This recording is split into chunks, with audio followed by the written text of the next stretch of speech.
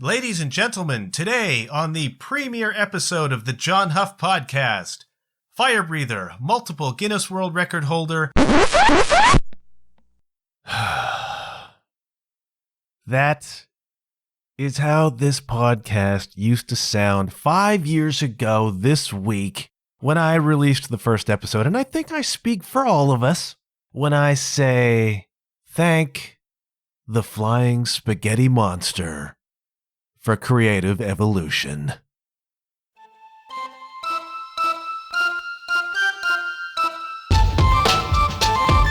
John Huff Podcast. But that's the point, right? The point is, in almost any artistic endeavor, unless you are just the most rare kind of special talent, you just suck at the beginning. You just suck at the beginning. Your first songs suck. Your first poems, your first paintings, the first dancing you do, your first night at jiu-jitsu, you suck. And that's okay. All right, that is part of the process. Your first podcasts will suck too. The difference with podcasting is that over time you get better, but it's a public process, right? So you can be a songwriter and you can sit in your bedroom or your basement or wherever with your guitar, your keyboard, with your bassoon, and you can write songs for years that are just not very good because almost nobody is really good right out of the gate. It takes time to develop the craft, to develop the technique, to develop the sensibility, to even know what it is you want to or feel like writing about. It takes time to develop your process, takes time to develop your idiom, takes time to develop your voice. And so it is with podcasting. But again, you can write those songs in your bedroom for years before you reach a point where you're actually writing something credible and competent. And even in those cases, it may still be derivative, right? You may still be kind of aping or mimicking your influences. It can take years beyond that even to come up with what is essentially yours. But you can do that for years before you appear on the scene. As a podcaster, theoretically, you could record 20 or 30 year episodes in the quiet of your own home and never release them, and in the process develop your idiom. Suppose that's theoretically possible. It's just not the way it works. That's one of the reasons why you have the sophomore slump.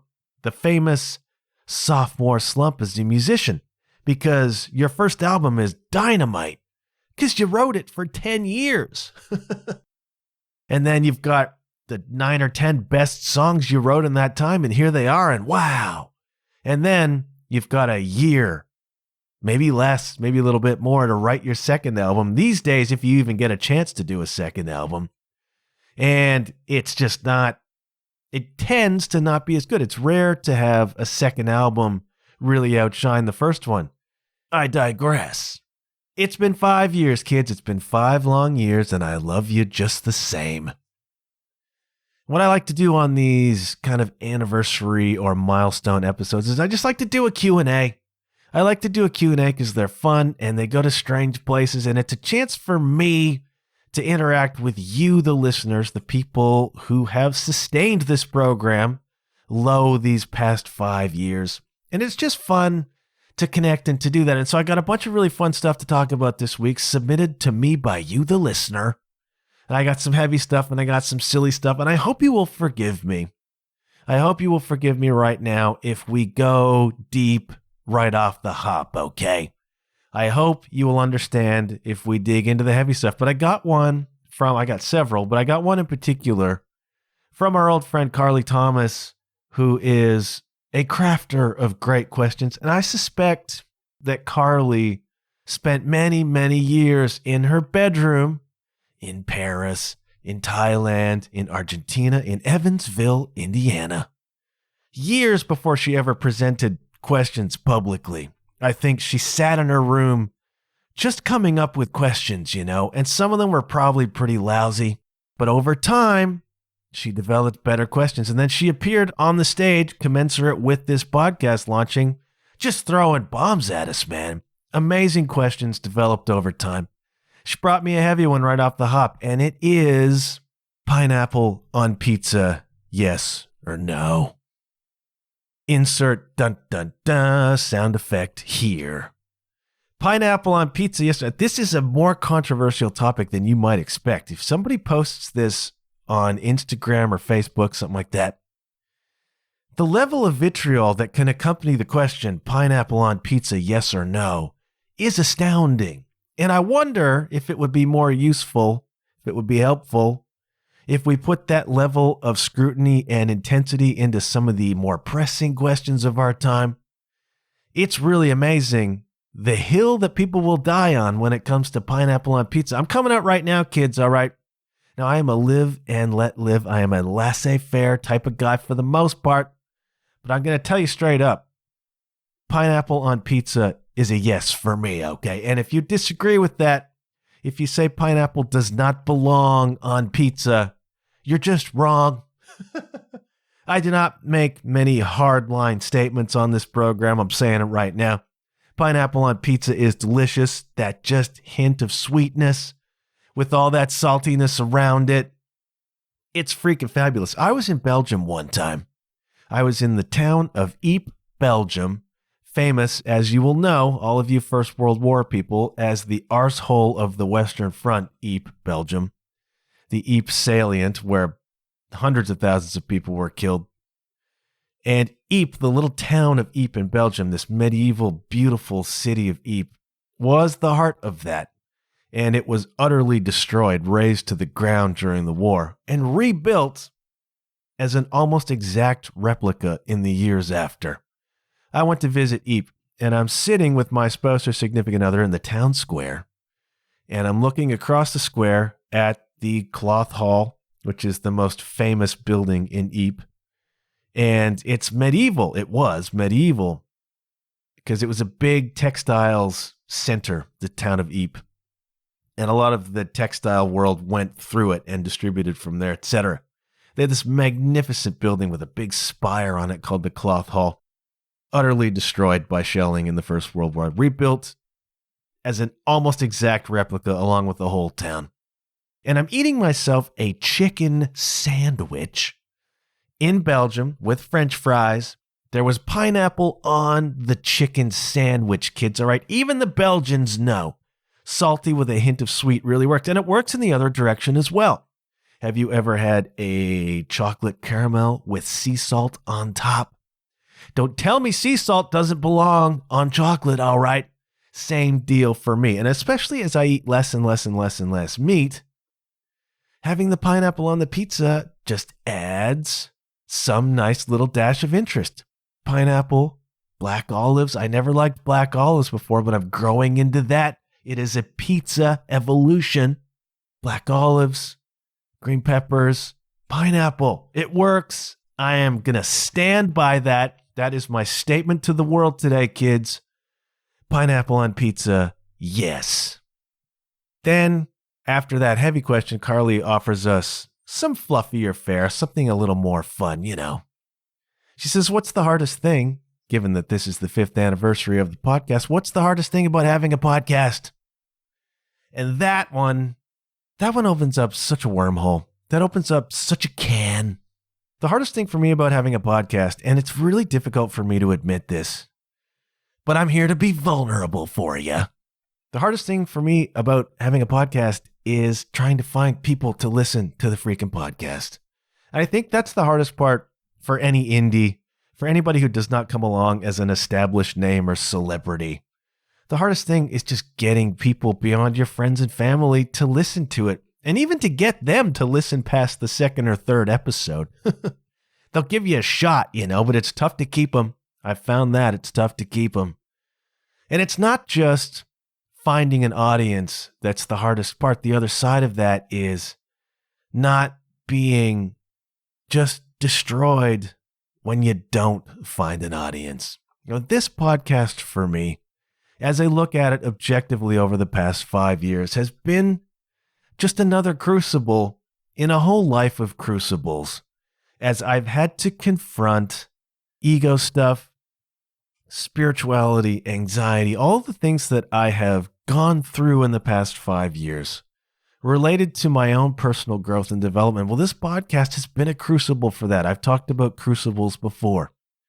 Crucibles being a vessel for melting metal, for melting elements. Everything impure goes into the crucible and comes melted down into something stronger and more pure. And we use this idea of a crucible as a metaphor for the same thing you go through in life, the hard things in life that bring out your impurities and melt you down into something stronger and more pure, right? The podcast has been that. Not finding an audience, struggling to find an audience, going through all the things that you go through, trying to do all the things that you're supposed to do to find an audience, and then the audience just doesn't come. And it can be so discouraging. Which is why I give my thanks repeatedly to all of you who are listening right now, because there's a small but proud core group of you who continue to hang with me, and I'm very grateful for that, and thank you. The hardest part for me has been not giving up. The hardest part for me has been not just packing it in, because if it doesn't grow, what's the point? And if the audience isn't there, what's the point? And stubbornly, I guess, maybe with just a thin veneer of hope, I continue to make the show. But it's the same for anybody in almost any pursuit, right? Lord knows how many musicians I know personally, and I'm one of them, or out there in the world, particularly, again, the indies, who work so diligently and so hard at the craft. And they go out and they play to nobody, and they put their music out and nobody listens to it. And they struggle and struggle and struggle and struggle, even if they're good, to find an audience for what they're doing. And it can be so disheartening, and it can be so soul destroying when you put so much of yourself into something and you know you do it well. And I'm not necessarily speaking about me, but other artists I know out there.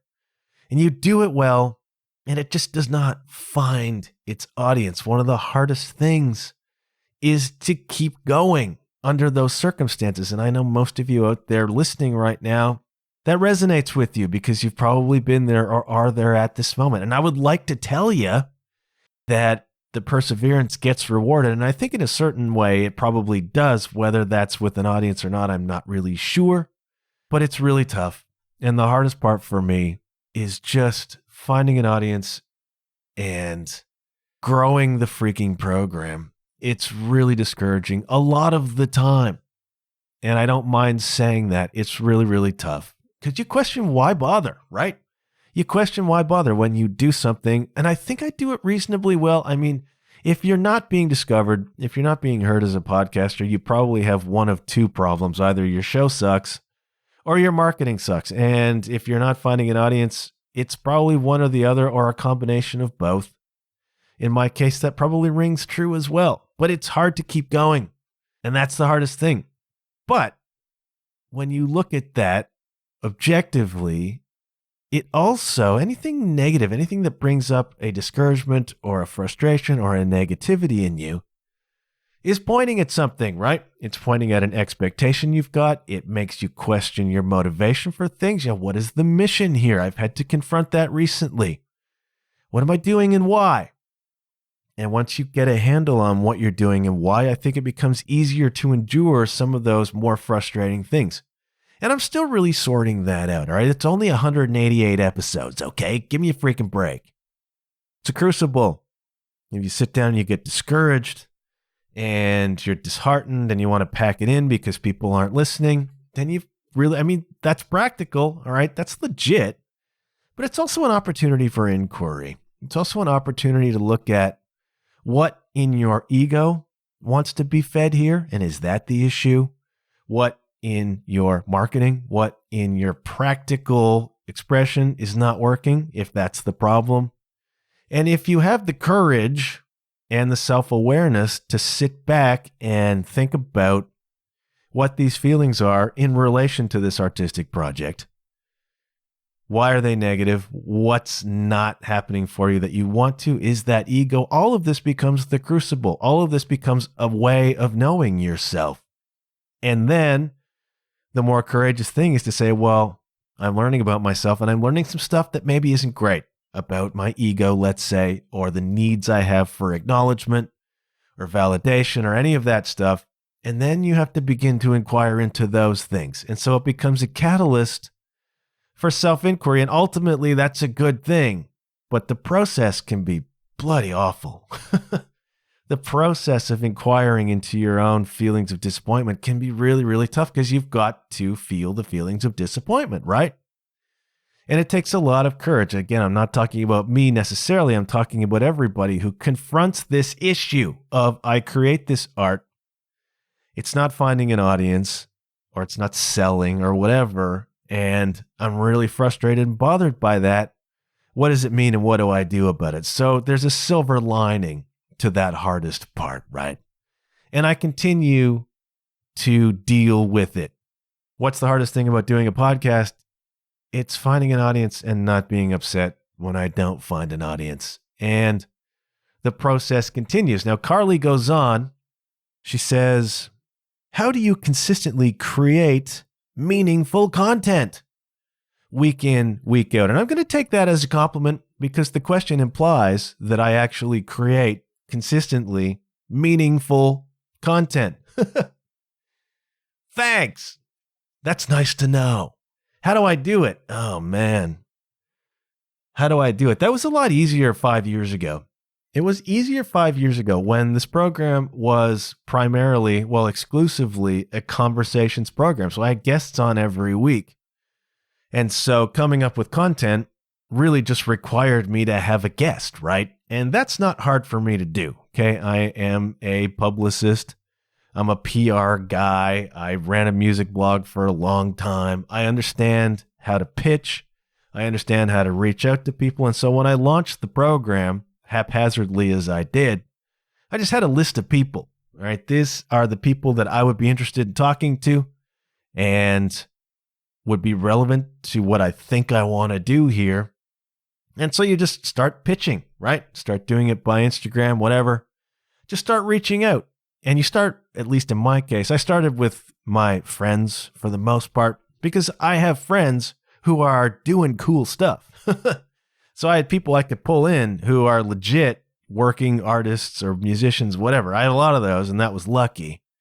But very, very quickly, I was pitching strangers, and I know how to do that. I've done it professionally. I've had it done to me, and that's fine. And it was very, very easy for the most part to come up with content that way because it was merely a matter of getting conversations, interviews agreed with people, and then doing some research on them, which is fine. Capable of doing that.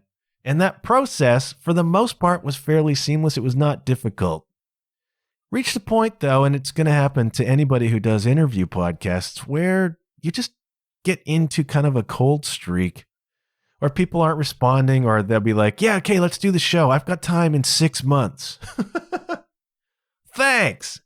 You know what I mean? Or they'll ghost you, like that happens. Or I reached a point where I was just struggling all of a sudden after, 30, 40 episodes to get people. It was just a weird cold streak where I was having trouble finding folks. But for the most part, that's not difficult to do. It's just a matter of volume for the most part, right?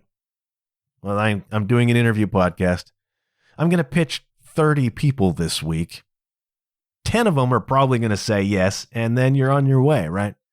Not that difficult. Became more difficult and remains more difficult now that I'm doing mostly solo shows. And if you track the trajectory over the past 5 years, the show has changed in scope and style, and it's evolved and twisted around.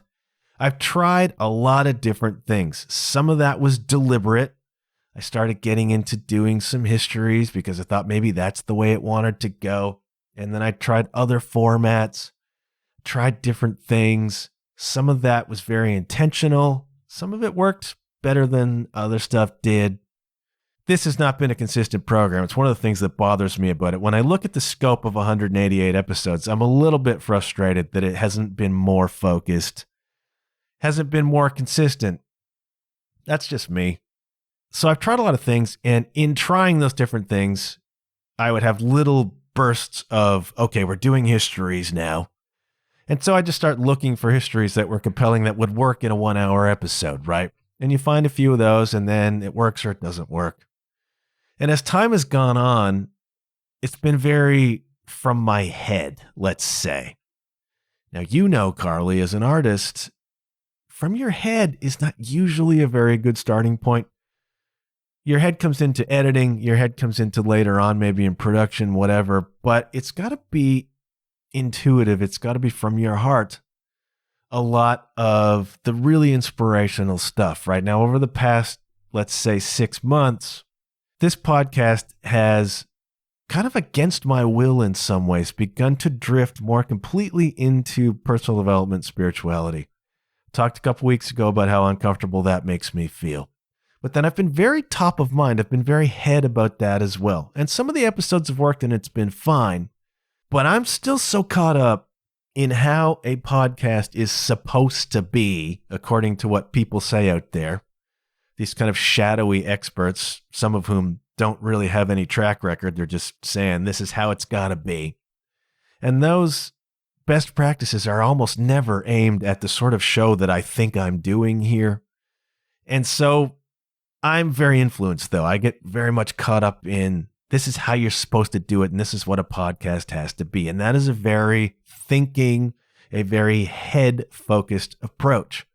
And it's gotten me where it's gotten me, right? 188 episodes and struggling not to get frustrated because I don't have an audience. So lately, as an experiment, I have begun to try to do this program more intuitively. As part of trying to do life more intuitively, one of the things that I've been feeling lately, as I talked about also recently, is a certain feeling of disconnection. A certain feeling of just not being plugged in, not knowing what I'm doing, not really being 100% plugged into life. And this podcast is part of that. And I'm realizing that I don't trust my own intuition, that I don't have a lot of practice with my own intuition. And so one of the ways in which I'm beginning now to practice intuition is to let intuition guide this program. So forget the best practices, forget how it has to be, according to all those people out there who are assuming that I'm doing an interview podcast to grow my business. Neither of which is the case here. So I'm trying to just shut out some of those voices and shut out some of what my head says would be a good topic this week. Because a lot of times the information can be good, but the presentation falls flat because it's not really what my soul wants to talk about. And I crowd that out and say, no, we have to do an episode on this because it's whatever. I'm trying to let intuition guide this program now in the way I do it and in the things I talk about. And that might mean that I go all over the freaking place. And that made me uncomfortable before too, because you're not supposed to do that. You're supposed to be very niche. You're supposed to be very focused, very disciplined in that focus, and find your audience, find your ideal listener and go where they are and do all that. And I've tried to do that and I've gotten nowhere. So I'm trying to do this now intuitively. And what happens every week is that a series of potential topics will just run through my head all week long, right? Stuff that happens to me out in the world, stuff I read, stuff I see, stuff I hear, stuff that bubbles up. And all of that becomes potential fodder for the podcast. And something will happen and I'll be like, oh, there's a good object lesson. And your eyes just glazed over as soon as I said object lesson. Other things will pop up and there will just be a feeling inside of that's the thing to talk about this week. And it could be something really strange. It could be something very unexpected, but it'll be just like, there's a feeling inside that says, this is the thing. This is the thing to talk about. And then I'll just begin to explore that. And I got to tell you, it's graying my hair further to operate this way. Come around on Sunday, knowing that I'm recording on Monday morning and I don't have an episode. Big problem, man, and very, very stressful. And this consistency you talk about is me doing an episode every week. And that's just sheer stubbornness. Stubbornness and obligation to my patrons who expect an episode every week. I've just committed myself to doing a weekly episode, and hell or high water, I've got to find a way to do that. That is, sometimes you're staring life in the face with that. Sometimes it's a game of chicken with destiny, whether you're actually going to come up with an episode or not. And there are times when I get really freaked out and I get really, really frustrated. And they say to you, have a list of 20 episodes ready to go that you can record or even pre-recorded before you're releasing. It's not how I roll. I am week by week. And what I do not want this to be is just a weekly chronicle of my life. Because who freaking cares? And how self-indulgent is that? This is not the self-indulgence podcast. Every week I try to bring something to the table that's of some value and use to whoever is listening. That has to come through me. That has to come through the frame of reference of my own life and experience. I'm not qualified to talk about anything else except my own experience, but I want to make it about me. So there's this fine line that I'm straddling, but I'm hoping that working from intuition will create a more genuine show, will create a more authentic show, and hopefully that authenticity will somehow lead to a growing audience. But it's also practice for me with intuition. And so you get better at trusting that in the moment, something will come up for you, and you begin to hear and, more importantly, trust your own intuition more completely. And that translates into everything. That translates into every other aspect of your life, beginning to understand, recognize, hear, and work from and trust your own intuition. So my process these days for coming up with material is that it is incredibly seat of your pants a lot of the time. And as a result, very, very stressful. But I'm hoping that it's going to help this show become just that much more genuine, that much better. And I have done in the past, I've done what I call 5 things episodes. That can be a good framework. So if I find myself on Saturday, Sunday, like I got nothing and beginning to panic, which happens more than you might know, I'll go through my 5 things framework. All right, what are the 5 things? Something, I don't even remember what they are off the top of my head. Something to check out, something inspirational, something educational, something funny, and there was another 5 thing. So, okay, let's go through the list of 5 things. What have I got right now that's funny? Okay, maybe I watched a comedian on the weekend. Okay, there's something I could start with. What's inspirational? Well, I heard a story about whatever. What's educational? Well, I watched a documentary about. And when you begin to just accumulate stuff, usually something perks. And then, of course, every week I do a music recommendation, right?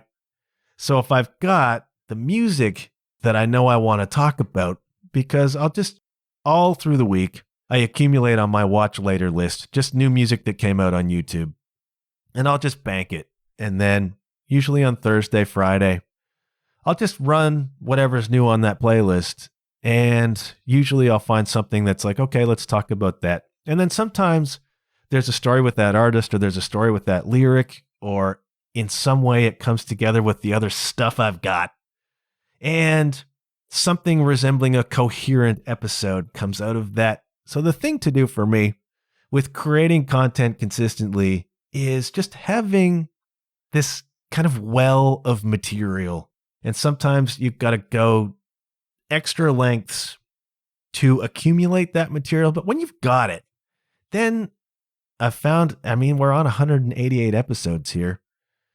It just comes together in some way, sometimes more successfully than others. But that's the process. And sometimes you really do have to stare it in the face. Sometimes you really have to hold your nerve. But one way or another, damn it, Wednesdays, there's a freaking episode. One more from Carly. She says, am I the weirdest artist you've ever worked with? Am I the weirdest person you've ever worked with? The answer to that is probably not. But you have asked me probably the strangest question I've ever been asked, which is, would you rather have no hands or never be able to speak again? I would rather keep my hands and lose my voice. And that's going to hurt you. It's going to hurt any artist behind whom I sing backup vocals. But in terms of this podcast, an AI voice can handle that. I'm going to need my hands, though, okay? I've thought a lot about this because, as you know, I'm a First World War person, and people by the tens of thousands came home from that war with arms missing, legs missing, in some cases, both arms and both legs missing. And I take a look at those people and I'm like, what must life be like for you? What is life like if you've got no freaking hands? I know they have prosthetics now that are really, really good. Now, I need my hands more than I need my voice, so that's my answer to that. And thank you, Carly, ever so much for those questions and so many others that you continue to ask in your evolution as a question asker. Our old friend Jay popped up. Jay popped up with a very astute question. He says, being left-handed, do you play drums left-handed or did you adapt to a right-handed drum kit? Excellent question and a very, very useful observation. I am a left-handed drummer. I do play on a right-handed kit for a couple of reasons. A, that's all I knew was possible. When I was a teenager and I started playing drums, every drum set I saw was set up the way you see a drum set up. That is set up righty so that your hi-hats are on the beside your left leg. You're hitting it with your right hand. Snare drum you're hitting with your left hand. That is a right-handed setup. Left-handed setup is the opposite of that. You don't see that very often. And so when I started playing drums, that's really the only option I had, and I didn't know you could do it the other way. And I'm lucky. I'm lucky because I'm kind of semi-dexterous, meaning I do stuff with both hands. Like I can throw a baseball with both hands, no problem. But I can only throw a football with my right hand. I cannot throw it with my left hand. I throw a frisbee with my left hand, can't throw it with my right hand. I play pickleball left-handed, but I bat right. I play golf right, and I play hockey right. So there's a lot of weird stuff going on in my wiring, which may explain more than just my weird hand stuff. I kick primarily with my right leg, but I learned when I was a footballer to kick with my left leg as well pretty easily. So there's a lot going on in my wiring that makes it maybe easier for me than for some other people to play as a left-handed person on a right-handed drum kit. It's got benefits, it's got drawbacks. The benefits are, there's a really practical one, which is all that kind of delicate ghost notey snare drum stuff. I'm using my dominant hand to do that. So the hand that I write with, that has all those little fine muscles developed, that really sensitive stuff on the snare drum, I'm doing with my dominant hand, which for most drummers who are right-handed playing a right-handed kit, the delicate stuff they're doing with their wrong hand, with their club hand. You know what I mean? The hand that's like a club. So they can do all this tasty hi-hat stuff with their dominant right hand, but they really have to work hard to develop their, what they call their weak hand, which is usually their left hand, to be able to do the delicate ghost notey stuff on the snare drum. Takes a lot of practice for those people because their hand is a club. Their dominant hand has all those fine motor skills, but their left hand is like a freaking club on the end of their arm. Very, very tough for them to learn that stuff, and they have to practice it in ways that I didn't really have to because my dominant hand is playing that stuff. Great. The downside of that is that my hi-hat hand sucks.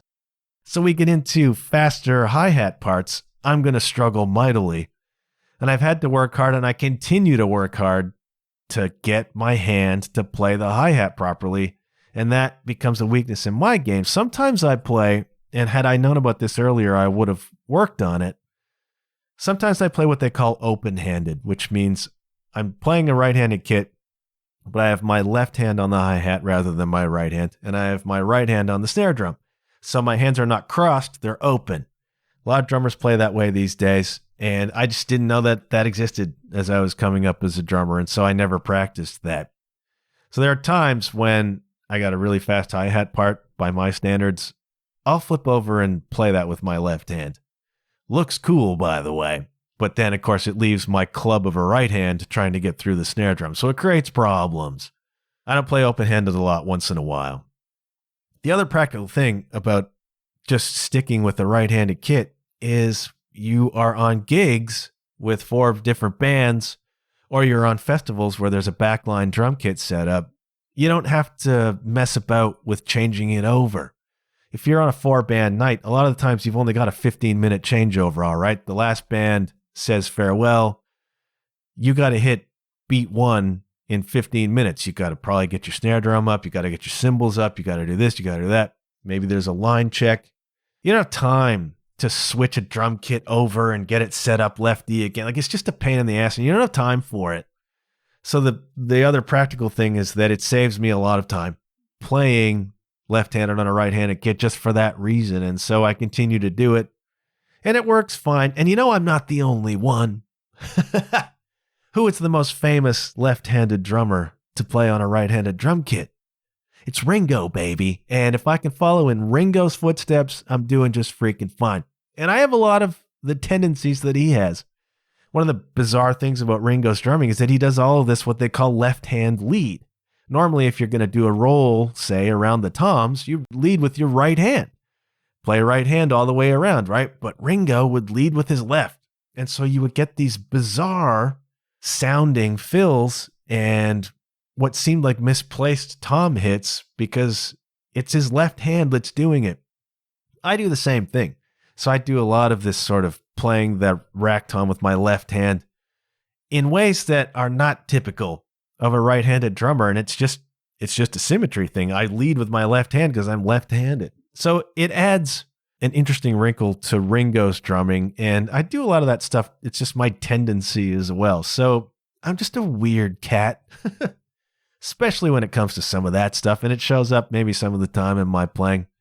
Positives and negatives. But yeah, good question. And I do play left-handed on a righty kit. Jay had another one that's going to lead into a longer discussion. He says, why don't you just start a band? Stop being the guy waiting around for gigs. Put yourself out there. And that hits you where you live, doesn't it? Why don't I start a band? And it leads into a question that Ken the Zen didn't necessarily ask, but we had a conversation about it last week, which is what makes you happy? What presents happiness in your life? And the two questions can kind of link together because I'm thinking a lot about how to move forward as a musician these days. I mean, things are, since the pandemic, not the same as they were. All right. I am a hired gun. I am not a member really of a band these days. And I have found it very, very difficult to be both.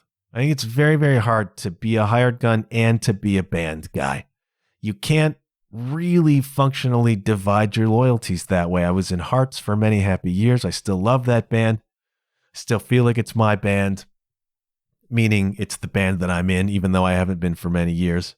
And I had to leave that band when I started focusing on being a hired player, because if I get offered a 2 or 3 week tour and to get paid, I gotta go. And that leaves my band in the lurch for trying to book things. And they're trying to do their thing, but the freaking drummer is gone all the time. It's just not fair to the band you're in to be a guy who's not there and not reliable, right? But if you're trying to make a living from music, for the most part, you've got to do that as a hired player. I mean, bands, unless you reach a level, bands do not really make money. And it's this really delicate balancing act. Once I decided I wanted to play drums for money, that changed the way that I approached the instrument in terms of how I function. I couldn't really be a band guy with a band that was aspirational, with a band that wanted to work. I had to go off and just take the gigs that came to me as a hired player. And that was doing fine pre-pandemic. Since the pandemic, it's really collapsed like a freaking house of cards. It's very strange around here in L-Town where I live. It's just like there doesn't seem to be anybody playing. Like, I'm really struggling to look around and be like, who is playing? So many venues closed. So many venues closed. Closed here, they closed everywhere. And another one went down last week. It's just been really, really difficult for musicians to find their way back into the game. And then as hired players, even more so, because a lot of times, even if there are artists, singer-songwriters, let's say, who are out there playing shows, they're playing solo shows or they're playing duo shows, or artists who are, say, going over to Europe and playing like I used to with Sarah Smith, even they're not taking a band. They're playing solo, they're playing duos, and that's a money thing, that's a convenience thing. The bottom is kind of fallen out on it for folks like me, and that leaves me with not a lot of gigs on my schedule. And so I'm having this conversation with Ken the Zen because he's in the same boat, right? But Ken the Zen, he's more, I think, of a band guy. There's a different ethos. There's something really great about being in a band, which is that you can really own that, right? One of the things I miss about being in a band is just having real ownership of that music and of that project and what we do and where it goes and what we sound like. And there is an us against the world ethic in a band like that that's virtually impossible to experience as a hired player. Even if you play with somebody for a long time, the reality is, as a hired player, you own none of that. You don't really have input into that. You can't claim any of it. And it makes it really, really tough to give your heart and soul to it, especially if you've been in the game long enough to have been screwed over. Screwed over is maybe harsh. If you've been in the game long enough to experience the reality of being a hired gun, which is your gig is there, your gig is gone. All of a sudden, somebody else has your gig. Well, how the hell did that happen? Nobody even said a freaking word. And this happens at the very highest level. Members of Billy Joel's band who played with him for decades, I think, found out on the radio that they were all gone and had been replaced, you know? At all levels, this happens. And when you start off as a side player, you've got to learn that the hard way. And I have learned that the hard way. And so you become very, very careful about what you invest emotionally in whatever opportunity comes along, because you know it is going to be transient. That is the nature of the game. It does not mean that you do not give your best and that you are not a professional. And it does not mean that you don't play your freaking best. You play your ass off. You work your ass off. You give what you've got as a professional to those situations, but you cannot own them. And the really wonderful thing about being in a band is that you can own it. And it's all of you together and you do that thing. The corollary is you probably don't make a dime. And if you do make a dime, it goes back into the band, and that's how it works. And so for me, it becomes a question of, am I going to be trying to make a living or make money as a musician, or am I not gonna? It comes down to that kind of choice for me. And I like being a hired player. I'm learning that as I go. You know, Ken says, what makes you happy? And we're putting that in a musical context. And I have to really think about that. What makes me happy? Well, what makes me happy ultimately is playing well. As a musician, if we're talking about it in a musical context, what makes me happy is playing well.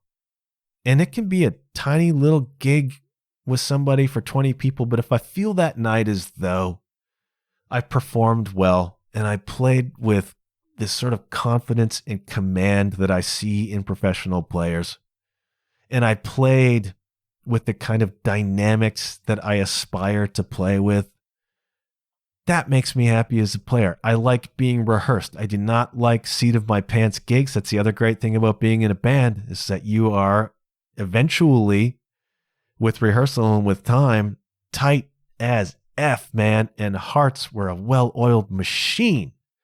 We could go out and just crush, and we had our show together, and we had our cues, and we had our moments, and it's like, we can go out whether you like the music or not.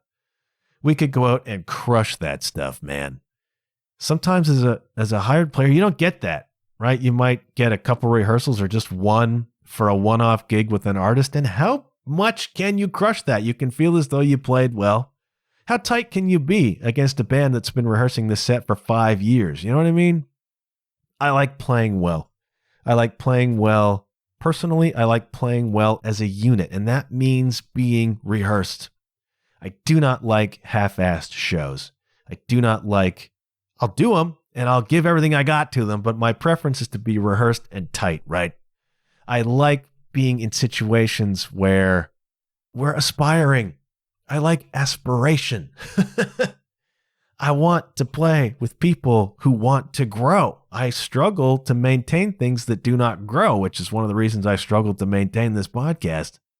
So I like aspiration, and I want to be in situations where people are aspiring to get somewhere. All right. That's just an idiosyncrasy. It's a quirk of mine.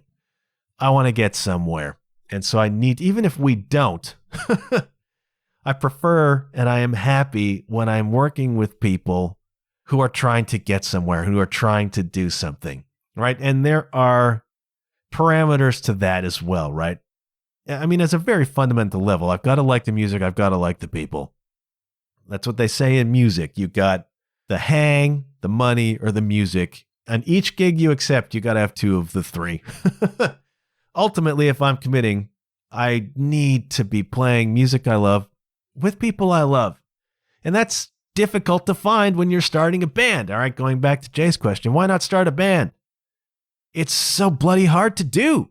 That's why. I mean, you go through so many false starts, get people together and then it doesn't gel, or people flake on you, or you can't agree about the music. And it's really, really difficult to get a band off the ground and then to get it to grow and to stay together. Lots of times you get a thing started and you begin to build momentum. That's the other thing I need. I need a project that has some momentum going. Otherwise, what are we doing? We're just wasting our freaking time. But you'll begin to accumulate some momentum, and then the guitar player will decide to leave. It's like, but our sound is built around that guitar. We have to start again. Or the singer will leave. Crikey. Finding yourself a singer. Good Lord. Like, I've got my hand on my forehead right now. I got my hand on my forehead right now. Just at the thought of trying to put a band together. It's so hard to do. It's so hard to accumulate people who are on the same page musically, who have the same motivation, who have the same aspiration, who have the same commitment, who want to go the places you want to go and have the freaking time to do it. I don't start a band, I think, primarily for that reason. Just the prospect makes me freaking tired. It just makes me tired thinking about having to go through all of that and make it work and get it off the ground. Doesn't make me happy. Doesn't make me happy thinking about that. The other thing is that I'm not really a songwriter. So if I'm going to start a band, I would need a songwriter. And so that becomes a freaking problem. And again, you have to make this choice. At least I've had to up to this point, between making money or making music with the band. Like, it's just a really difficult prospect. I'm softening on that, though. I have considered starting a band. I've thought about it. I've thought about starting a band where I'm the singer, or joining a band where I'm the singer. I've thought about what it might look like, having the singing drummer maybe. I don't know. I mean, there are a lot of parameters to it, but what I'm going to do with this, as time goes by, I mean, the side player thing is becoming increasingly difficult just for what I said. It just seems like there aren't opportunities really, or I'm not hearing about them. And that makes it difficult. And you have to stop and think, well, I'm 50 years old. You know, is this the end of the game? If it's the end of the game as a side player, then hey, let's start a band. You're caught in this sort of mosh, right? But I'm going to just try and let life unfold. I'm going to try and not really force anything, right? This is another crucible. Just like the podcast is a crucible, here's a crucible about trusting that life will unfold in the right way and in its own time. Much the same way as I have to trust that my intuition will come up with an episode each week, I have to expand that to trust that life will deliver unto me either the impetus for a new musical situation or a prearranged, out-of-the-box musical situation to jump into and be a part of, because I really want to. This is the other side of it. You know, during the pandemic, I began to lose a bit of heart for the whole music business. I found that I just didn't want to play awful bars at 2 o'clock in the morning anymore, and I still don't, by the way. I found that I didn't pine for the performance to the extent that most people thought musicians would be. And after a certain amount of time, people were like, you know what? This is kind of nice. I'm home all weekend. You know, this is not a bad thing. And then, of course, I had my anxiety, and then things began to fall apart for me personally. And I lost a lot of the impetus for music at that point in time. And it's taken me a while to begin to get it back, but I do feel it coming back now. And so I do want, this is the other thing. Ultimately, I want to be committed to something. Ultimately, I want to be committed to something. Even if it's somebody else's project, I can go into that with my eyes open, knowing I'm on borrowed time, but I still want that. I still want to be in it with somebody who's in it, whether that's my own band or somebody else's project that I'm joining or working with. I still want that. I mean, I still want the things that Ken the Zen talks about with being in a band. I still want that sense of purpose. I still want that sense of aspiration and momentum. And it's really, really difficult these days to find that. And that's a product of so much of the music industry just collapsing, especially the live music industry. It's a very difficult time to have your heart in it because you see how quickly it can just be taken away. You can see how quickly it can just be gone, you know? There was a scene 10 years ago that was just thriving here in terms of venues, in terms of bands, in terms of people playing, camaraderie. And so much of that is just gone because venues closed even before the pandemic. Venues closed because it's freaking hard to make a go of it. Then the pandemic, then people couldn't play, and then people moved away, and then people got new jobs and, you know, focused their energy in just different directions. You see how quickly it can be taken away, and it's very easy to lose your heart for it. But I still have some heart for it. Right? I still have some heart for aspiration. I still want to play well. I still want to work with people who want to play well and who want to grow and who want to try even if we don't make it. Does that mean I'm going to start a band? I don't know. But I'm trying to leave it open to life directing me in the way that I should go with this program and with what happens to me musically and what happens to me job-wise. I'm trying to let go. And I'm trying to cultivate the faith that life will place me where I need to be placed to do whatever the hell it is I'm here to do. And if that means starting a band, then okay, let's do it, you know? And whatever that band will be, I have no freaking idea. If that means just finding my way to another artist who needs a drummer and a backup singer, then fabulous, you know, let's go with that. And if it means maybe I don't play at all because something else is required of me, then I have to be okay with that too. And that's another crucible, and that's another difficult thing. And that's an hour, kids. Very, very close to an hour, which means maybe we got to do part 2 Q&A next week. Who knows? We'll see what the intuition says. Going to leave you very, very, very quickly with a music recommendation. This week, it is a melodic hard rock act called Issa. That's I-S-S-A. Issa is Norwegian. It is Isabel Oversveen, but she goes by the stage name Issa. She is a throwback to the 80s, man. You know how much I love those throwbacks to the 80s, and I haven't done one of those in a while.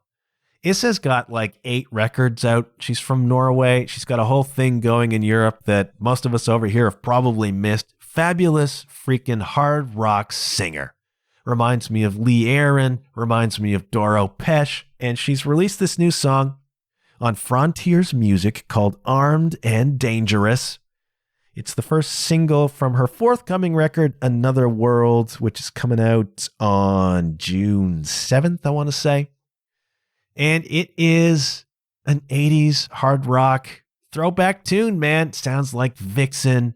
Sounds like Lee Aaron sounded when she got away from the Metal Queen stuff more into a pop sound. And it's just one of those great freaking big chorus 80s melodic rock songs. And if that warms your cockles, go check out Armed and Dangerous by Issa. It's got a great freaking chorus. Just one of those. This is what the 80s hard rock scene really excelled in. Big anthemic choruses, right? And it's not super duper heavy. It's got some synth. It's got a great kind of guitar riff on it. And she's a great singer, like a super powerful voice, very melodic, very hooky. The song itself melodically reminds me a little bit at times of Rebel Yell by our old friend Billy Idol. Okay, it's got that kind of a sound to it. It's got that kind of level. It's a hard rock tune, right? It's not a metal song. It's a hard rock tune with a great chorus, very catchy.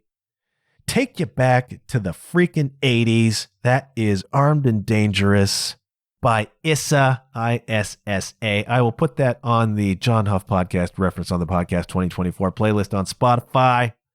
Gonna go. This took way longer than I intended it to. I had so many more questions, and maybe I'll come back next week. If you want me to, let me know, and I'll tackle some more freaking questions.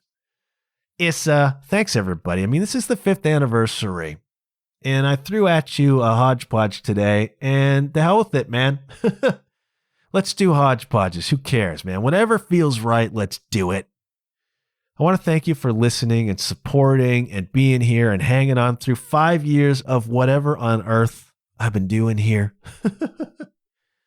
I look back at the 5 years and I just think, what the hell? 188 episodes. Talk to some of my heroes. I got to spend an hour with Jason Tate, become friends with Emily Davies. It's just like, it's been a really, really freaking cool experience. And it is, and maybe I'll talk about this on the next episode.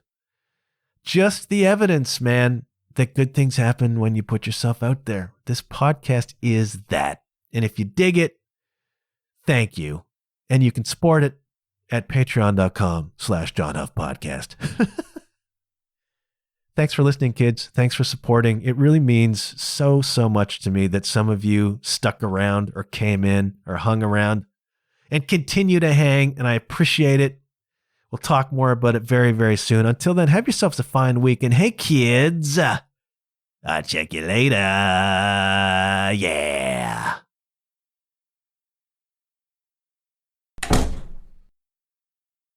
Your love is armed and dangerous.